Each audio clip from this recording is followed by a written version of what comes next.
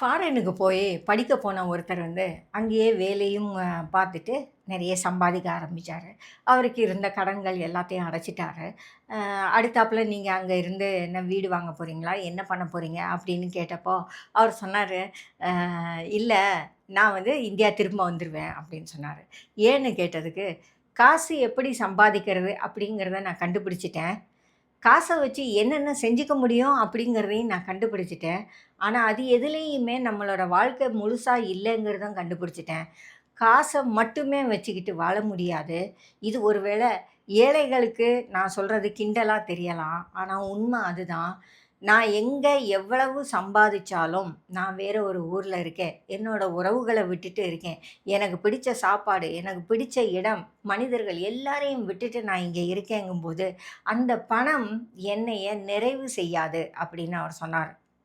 அது ரொம்ப உண்மையான விஷயம். நெறைய பேர் ஃபாரின் போறவங்க, ஒரு 20 வருஷம், 30 வருஷம் கழிச்சு, இந்த வெறுமையை அவங்க கண்டுபிடிக்கிறாங்க.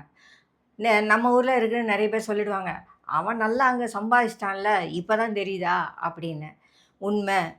நெறைய பேரு அதுதான் முக்கியம்னு நெனச்சு போயிருக்கக்கூடும். சரியா? ஒரு சிலர் அதிலேயே செட்டில் ஆயிடுறாங்க. அது போதும் அப்படின்னு சொல்லி. அதையும் நாம குறை சொல்ல முடியாது. ஏன்னா, அவங்க லைஃப்ல அவங்க என்ன எதிர்பார்க்குறாங்களோ, அது அவங்களுக்கு கிடைச்சிருச்சு.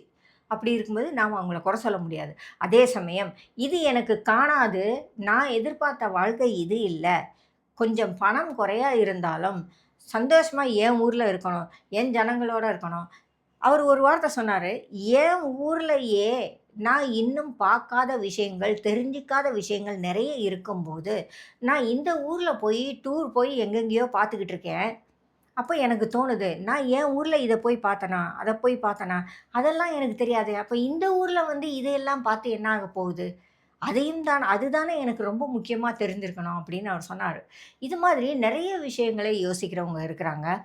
ஒருவேளை அவங்களுடைய லைஃப்ல ஒரு சில வித்தியாசமான விஷயங்கள் தான் அவங்கள சாட்டிஸ்ஃபை பண்ணும் அப்படின்னாக்கா, அவங்களுக்கு எது பிடிக்குதோ, அத அவங்க செய்றது தான் நல்லது. பணம் கொஞ்சமா போதும்னு சொல்றது ஒரு தப்பு கிடையாது.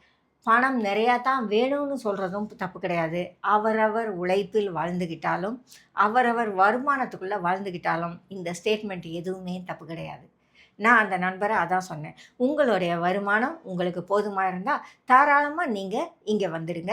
உங்க குடும்பம் அதுக்கு ஒத்துக்குமா இருந்தா, நீங்க நிம்மதியா இங்க இருக்கலாம் அப்படின்னு சொன்னேன்.